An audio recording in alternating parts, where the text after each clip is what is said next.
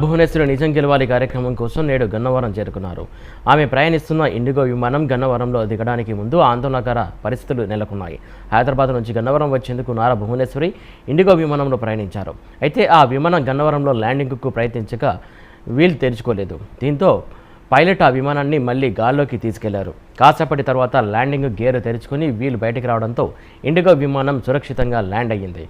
దాంతో అందరూ ఊపిరి పీల్చుకున్నారు. నారా భువనేశ్వరికి గన్నవరం ఎయిర్పోర్టులో మాజీ మంత్రి దేవినేని ఉమా తదితరులు స్వాగతం పలికారు.